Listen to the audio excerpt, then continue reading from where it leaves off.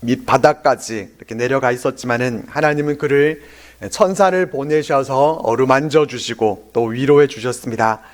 그리고 하나님은 하사엘과 예후와 엘리사에게 기름을 부어서 왕과 선지자로 세우라 라고 하시면서 엘리야에게 새로운 사명도 주셨습니다. 엘리야는 다시 회복이 돼서 19장 마지막 부분에서 엘리사를 제자로 삼은 모습까지 볼 수 있었습니다. 오늘 본문 말씀은 엘리야와 엘리사의 이야기에서 잠시 벗어나서 아람의 벤하닷에 대한 내용으로 시작합니다. 1절 말씀입니다. 아람의 벤하닷 왕이 그의 군대를 다 모으니 왕 32명이 그와 함께 있고 또 말과 병거들이 있더라. 이에 올라가서 사마리아를 에워싸고 그곳을 치며, 아합 왕 때 북이스라엘은 아람과의 3번의 전쟁이 있었는데 오늘 본문은 첫 번째와 두 번째 전쟁에 대해 말씀해 줍니다. 아람은 도시국가 연합 형태를 이루고 있었는데 그 중에서 가장 강했던 다메섹의 왕 벤하닷이 32개 도시국가의 왕들과 함께 많은 군대를 이끌고 사마리아를 포위하고 공격해 왔습니다. 아람의 그 공격 앞에 북이스라엘은 어떻게 제대로 막아내지도 못하고 수도인 사마리아까지 포위되는 그런 지경에 이르렀습니다. 벤하닷은 2절 말씀에서 보는 것처럼 사자들을 사마리아 성에 보내서 아합 왕에게 항복을 요구합니다. 벤하닷은 3절 말씀에서 내 은금은 내 것이요 내 아내들과 내 자녀들의 아름다운 자도 내 것이니라 라고 합니다. 아합이 갖고 있는 은금 재산, 그것은 당연히 벤하닷의 차지가 되는 것이고 왕에게 속한 가솔들도 다 볼모로 잡겠다라고 합니다.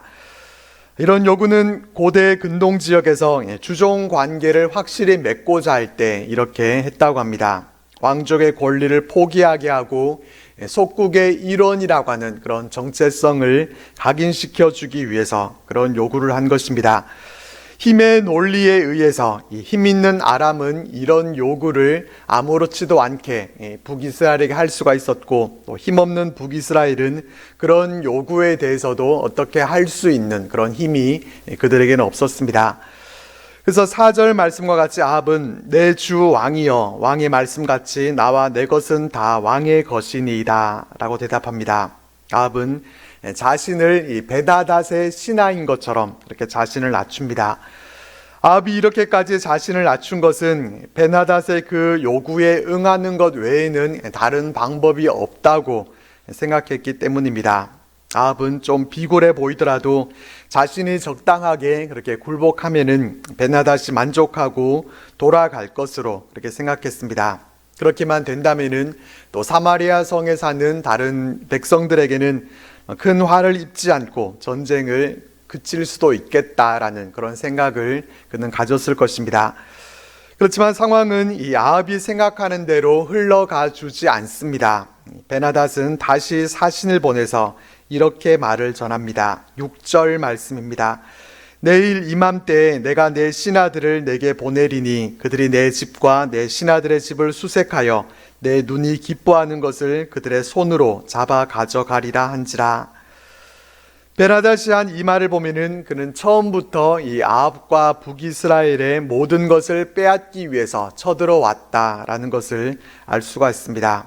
이 모든 상황들을 종합해 보면은 벤하닷은 북이스라엘의 모든 도시들을 점령하고 사마리아 성까지 포위하기는 했지만은 당시 팔레스타인 지역의 강국이었던 이 북이스라엘을 아주 무시할 수는 없었기 때문에 처음에는 조심스럽게 이 아합 왕의 태도를 살펴봤습니다.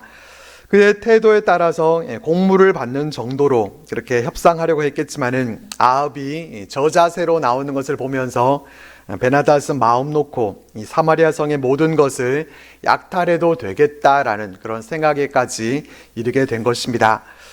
그러니까 만약에 이 아합이 벤하닷이 보낸 사신의 말을 처음 들었을 때 그 말을 거절하고 우리는 그렇게는 못하겠다, 우리는 끝까지 너희들과 싸우겠다, 이런 태도를 보였다면은 벤하닷이 6절 말씀과 같이 그렇게 말하지는 못했을 것입니다.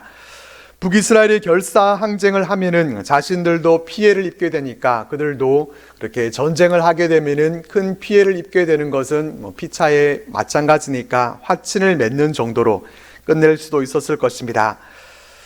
베나닷과 아합의 모습을 통해서 우리는 사탄이 우리를 공격해 올 때도 이와 비슷하다라는 것을 느끼게 됩니다. 사탄도 우리를 베나닷처럼 그렇게 우리를 찔러보다가 우리가 믿음으로 싸우겠다라고 하면은 사탄도 움찔하겠지만은 한번 찔러보니까 별 힘도 없고 그냥 맥없이 항복하겠다, 내가 졌다 이런 태도로 나오면은 사탄도 얼씨구나 좋다라고 하면서 이 힘의 논리에 의해서 힘이 약한 자를 이 사탄도 그 강한 힘을 가지고 삼키려고 하게 됩니다. 끝까지 믿음으로 우리는 항전할 수 있어야 됩니다. 저자세를 보이고 항복하고 포기하려고 하면은 사탄은 더 우리를 삼키려고 하게 되기 때문에 사탄의 공격은 우리가 대적해서 물리쳐야 되는 것이지 결코 타협하고 내줘서는 안 된다라는 것을 우리는 기억하고 끝까지 잘 싸울 수 있기를 바랍니다. 7절 말씀입니다. 이에 이스라엘 왕이 나라의 장로를 다 불러 이르되 너희는 이 사람이 악을 도모하고 있는 줄을 자세히 알라. 그가 내 아내들과 내 자녀들과 내 은금을 빼앗으려고 사람을 내게 보냈으나 내가 거절하지 못하였노라. 아합은 나라의 장로들을 불러서 의논을 합니다. 이 의논에서 장로들은 왕은 듣지도 말고 허락하지도 말라 이렇게 요구합니다. 베나닷의 요구가 너무 지나친 것이었기 때문입니다. 그래서 베나닷의 사신들에게 처음에 요청한 것은 수용을 하겠지만은 두 번째 요구는 들어줄 수 없다 이렇게 말을 전합니다. 자, 베나닷은 아합 왕에게 사마리아에 부스러진 것이 나를 따르는 백성의 무리의 손에 채우기에 족할 것 같으면 신들이 내게 벌 위에 벌을 내림이 마땅하니라 이렇게 말합니다. 다소 어려운 말인데 이 말은 이스라엘을 전리품으로 가져갈 것이 없을 정도로 그렇게 모조리 파괴해 버리겠다라는 이런 말이고, 사마리아를 온통 잿더미로 만들지 않으면은 자신이 믿고 있는 그 신이 자신에게 벌을 내릴 것이다 이렇게 말을 하면서 베나닷은 전의를 불태웁니다. 여기에 대해 아합 왕은 11절 말씀에서 갑옷 입는 자가 갑옷 벗는 자 같이 자랑하지 못할 것이라 이렇게 응수합니다.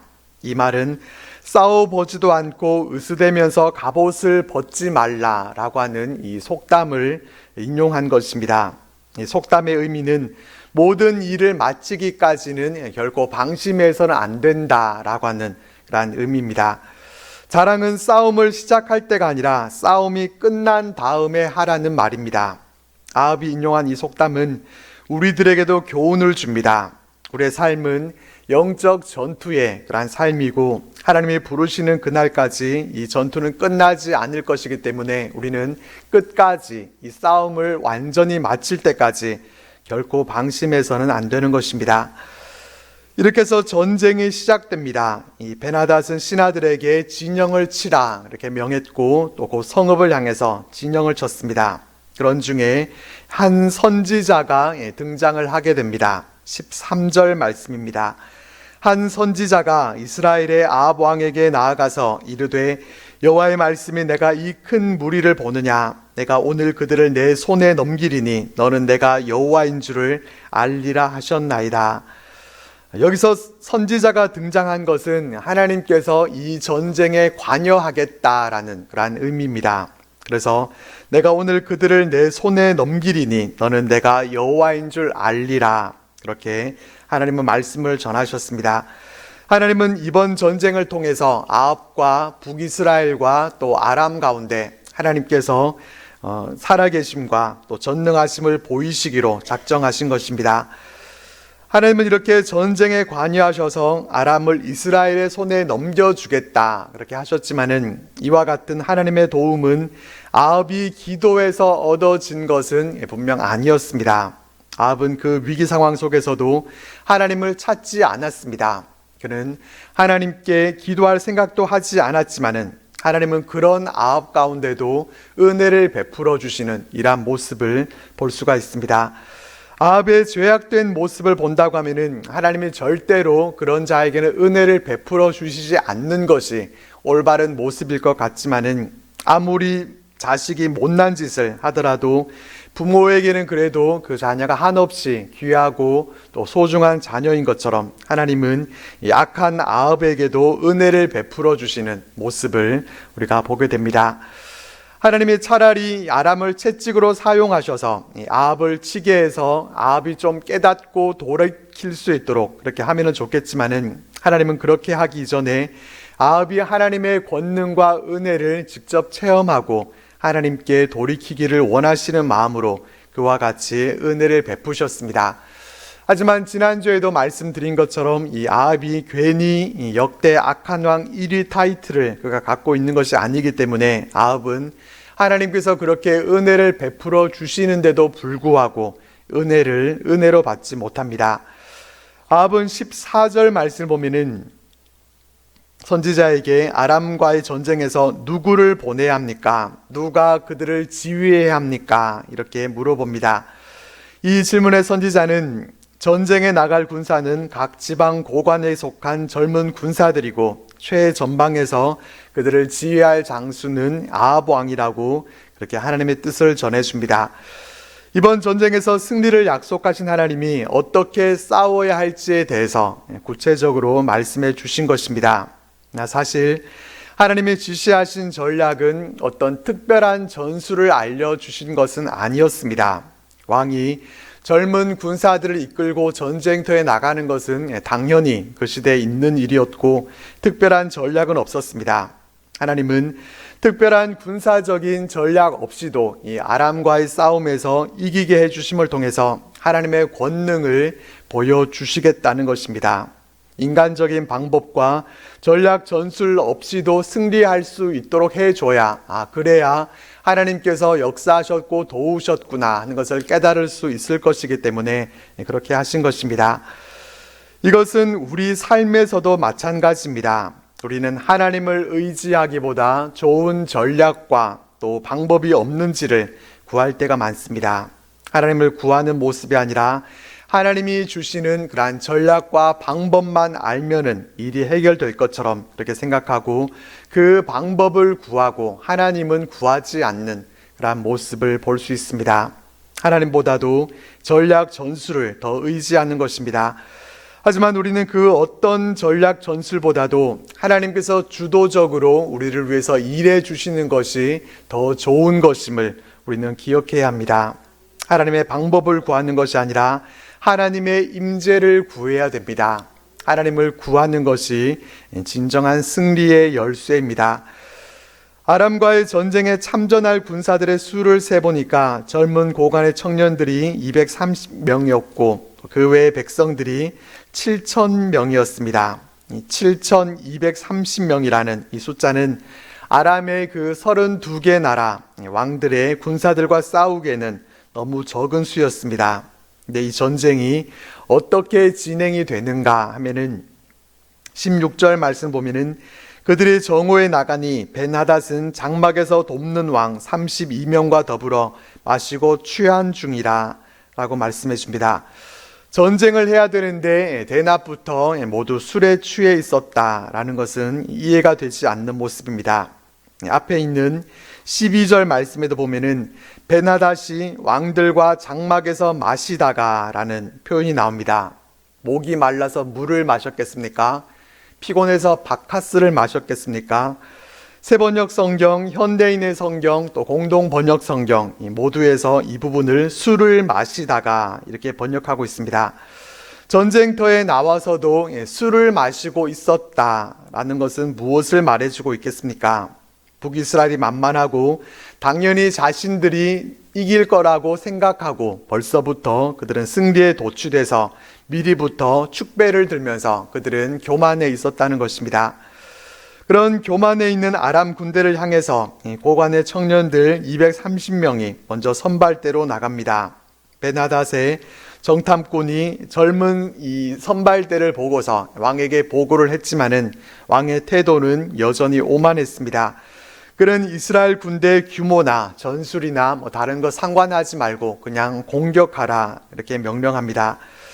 이렇게 전쟁이 시작됐는데 이 전쟁의 결과는 20절과 21절 말씀과 같이 됐습니다.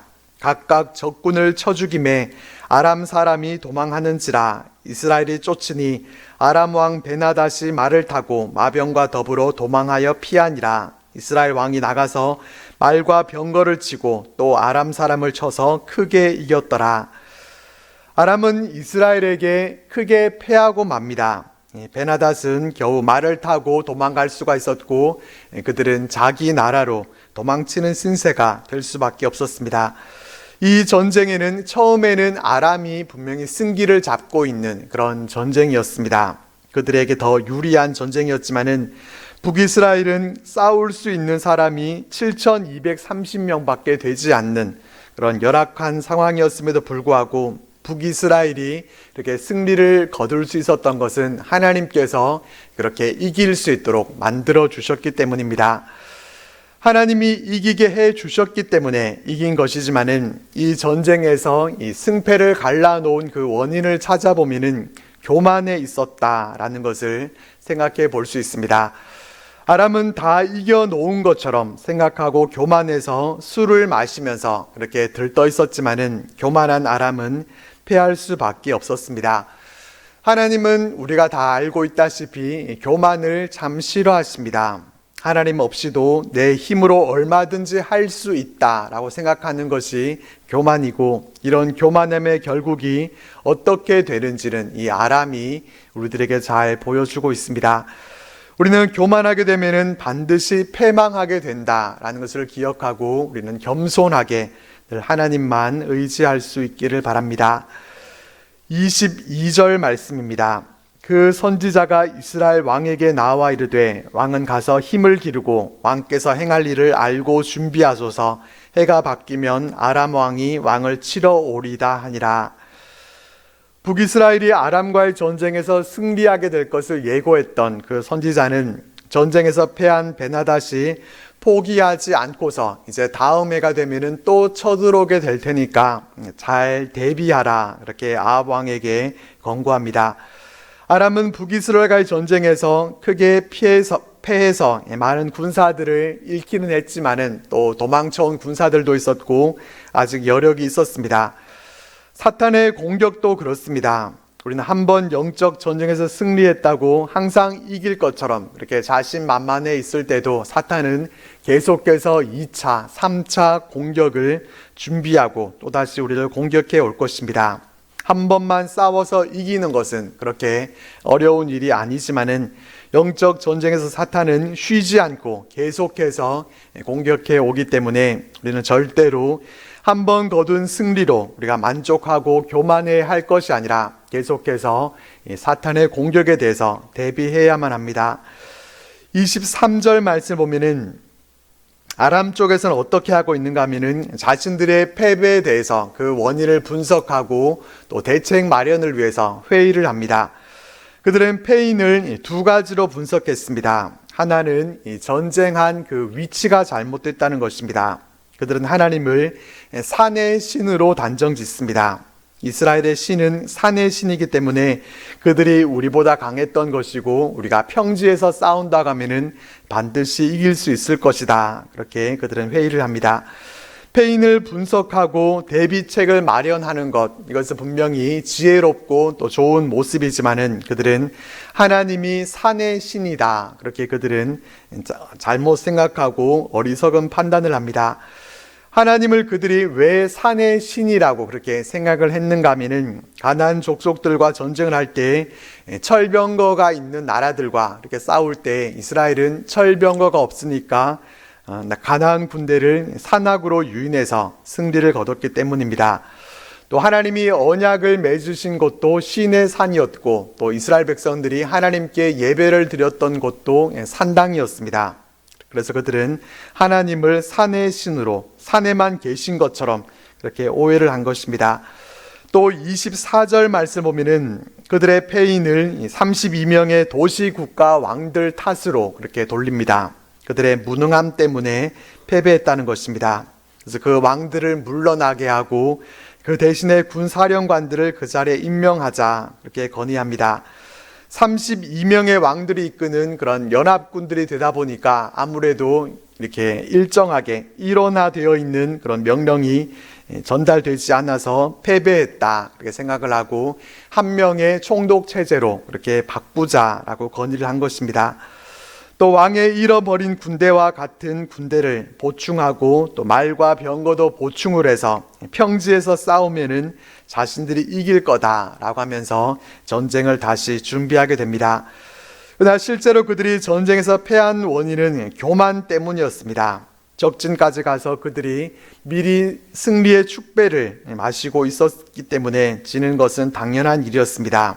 그들은 패인이 교만에 있었다라는 것을 깨닫지 못하고 그들은 엉뚱하게 패인을 분석하고 대책 마련을 했습니다.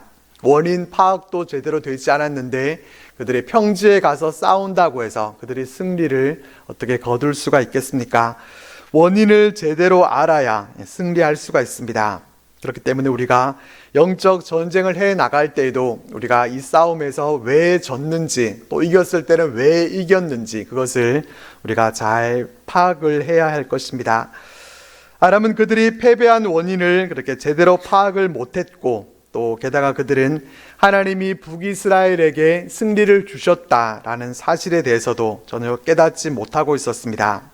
하나님의 권능으로 이스라엘이 승리를 거둘 수 있었다는 것을 그들이 제대로 알았다면 그들은 이스라엘과 화친을 맺든지 아니면 다시는 전쟁을 하지 않든지 해야 되는데 그들은 그렇게 하지 않습니다. 그들은 하나님을 아는 지식이 없어서 하나님을 산의 신으로 격화시켰고, 또 여전히 교만한 그들의 마음은 그들을 이제 사지로, 죽음의 장소로 몰아넣게 됩니다. 26절과 27절 말씀입니다. 해가 바뀌니 베나닷이 아람 사람을 소집하고 아벡으로 올라와서 이스라엘과 싸우려 하매 이스라엘 자손도 소집되어 군량을 받고 마주 나가서 그들 앞에 진영을 치니 이스라엘 자손은 두 무리의 적은 염소떼와 같고 아람 사람은 그 땅에 가득하였더라. 선지자가 예언한 대로 해가 바뀌어서 베나닷은 이제 2차 전쟁을 일으킵니다. 이때 두 나라의 이 전력을 비교해 보면은 이스라엘은 두 무리의 적은 염소떼와 같고 아람 사람은 그 땅에 가득했다라고 말씀해 줍니다. 선지자가 전쟁에 대비하라 그렇게 분명히 경고를 했었지만은 별로 이 전쟁 준비를 하지 않은 것 같습니다. 하나님의 말씀을 우습게 생각한 것입니다. 이렇게 숫자적으로는 이스라엘이 또 아람을 이길 수 없는 그런 상황이 됐습니다. 그렇지만 하나님은 선지자를 통해서 이 아람의 그 큰 군대를 이스라엘의 손에 넘겨주겠다라고 하십니다. 이 일을 통해서 너희는 내가 여호와인 줄 알리라 라고도 하셨습니다.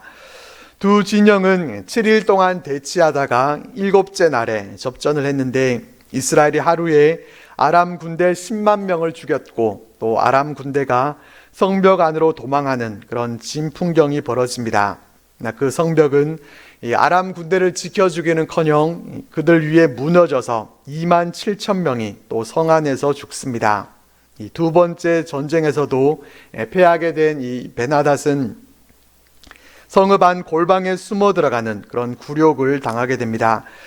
그런 이제 신하들과 함께 어떻게 하면 우리의 목숨을 부지할 수 있을까 하는 그런 회의를 하게 됩니다. 베나닷의 신하들은 이스라엘의 왕들은 인자한 왕이라고 하니까 굵은 배를 허리에 동이고 또 테두리를 머리에 쓰고 이스라엘 왕에게로 나아가면 목숨을 건질 수 있을 것이다, 그렇게 얘기를 합니다. 그래서 베나닷의 신하들은 아벡에로 가서 왕의 종 베나닷이 청하기를 내 생명을 살려주옵소서 하더이다, 이렇게 호소합니다. 1차 전쟁 때는 아합이 굴욕적으로 이 베나닷을 주라고 그렇게 불렀었는데 이제 처지가 뒤바뀌게 됐습니다. 그러니까 아합이 이제 우쭐해졌습니다.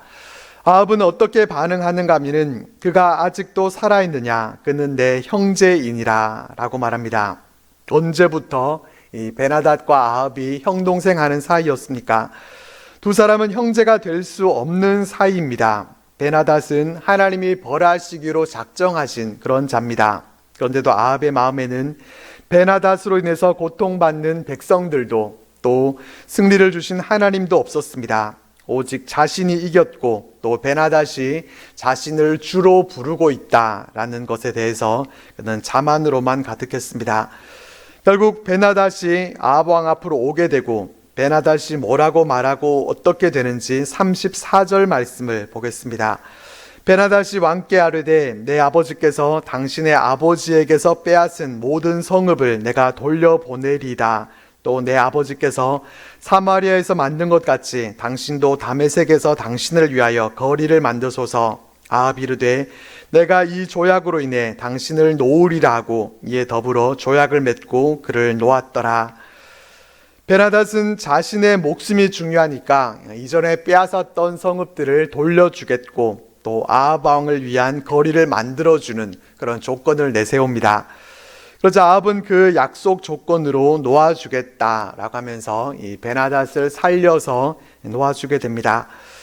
아합의 이러한 결정은 정치적인 판단에서 비롯된 것이었습니다. 북이스라엘 국력이 점점 쇠퇴해서 아람을 완전히 정복할 수 있는 그런 힘이 그들에게는 없었습니다. 그리고 남유다와 또 다른 나라들과도 싸워야 하는 그런 상황 가운데 있었기 때문에 화친을 맺는 것이 가장 좋을 거라고 하는 그런 인간적인 판단을 한 것입니다. 그렇지만 이런 결정은 아합이 내릴 결정이 아니었습니다. 지금까지 이루어진 그 승리는 자신이 싸움을 잘 해설하거나 다른 어떤 것 때문이 아니라 하나님의 능력 때문에 승리한 것이었기 때문입니다. 하나님이 역사하시지 않으셨다면 오히려 아합이 그 전쟁에서 패해서 이 베나닷과 똑같이 숨어 있는 그런 목숨을 구걸해야 하는 그런 입장에 처해졌을 것입니다. 그렇기 때문에 아합은 그 문제를 놓고서 그를 살려서 풀어주기 전에 하나님의 뜻을 물어보는 그런 모습을 보여줘야 했겠지만은 이 아합은 절대로 하나님께 물어보지 않습니다. 하나님은 그 큰 군대를 이스라엘의 손에 넘기셔서 너희는 내가 여호와인 줄 알리라 라고 하시면서 하나님의 영광을 드러내겠다라고 하셨지만은 아합은 하나님의 은혜에 대해서도 깨닫지 못했고 또 하나님의 영광을 자기의 것으로만 취하고 하나님께도 그런 영광을 돌리지 않았습니다. 아합을 보면은 인간이 어떻게 저럴까 싶은 그런 생각이 들지만은 그러나 우리도 이 아합과 같은 모습이 있지 않은지 우리는 돌아봐야 합니다. 급할 때는 그렇게 간절하게 기도하다가 문제가 해결되고 나면은 하나님께 감사드리지도 또 영광 돌리지도 않고 그냥 그렇게 넘어가 버리는 그러한 경우들이 우리에게 있지 않습니까? 우리는 아합을 보면서 남보듯 하지만 말고 우리들의 모습을 돌아보는 그러한 거울로 삼을 수 있기를 바랍니다. 오늘 말씀을 통해서 우리는 무엇보다도 교만을 조심해야 한다라는 것을 마음에 새기게 됩니다. 우리는 하나님 없는 승리를 기뻐하지 말아야 되고 또 하나님이 승리하게 해 주셨는데 내가 승리를 이룬 것처럼 그렇게 교만하지도 말아야 합니다. 하나님이 주신 것을 깨닫지도 못하고 하나님께 영광도 돌리지 않는 이러한 모습이 아니라 우리는 우리에게 이김을 주시는 하나님께 오직 감사와 또 영광을 돌리면서 하나님의 영광을 우리가 가로채지 않도록 조심할 수 있기를 바랍니다. 늘 겸손히 하나님만 의지하는 우리들이 되어서 하나님의 은혜를 입고 그 은혜로 하나님께 감사와 찬송으로 영광 돌리는 우리들 모두가 되시기를 바랍니다. 이 시간 우리 말씀을 기억하면서 함께 기도하겠습니다. 영적 전쟁